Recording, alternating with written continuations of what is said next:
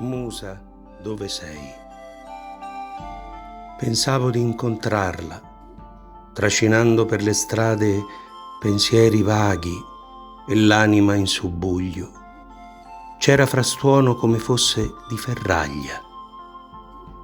Quella sera, sull'argine del fiume, tra erba bruna e luccichio di lucciole, speravo mi arrivasse il suo sorriso, spinto da una carezza di vento, smarrito tra le cime delle canne e i gorgoglii dell'acqua increspata tra le rive.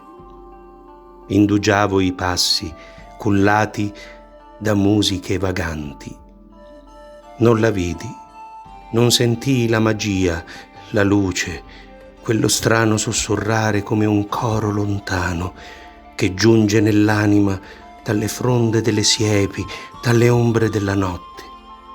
Il desiderio si infranse e tutto mi apparve buio, la sera diventata notte fredda.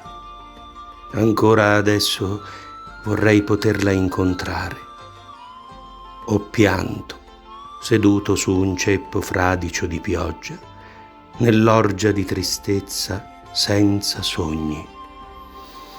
Vorrei ritrovare la mia musa, dimenticare i colori cupi che mi assalgono nei giorni grigi, segnati dal dolore, i sogni inariditi.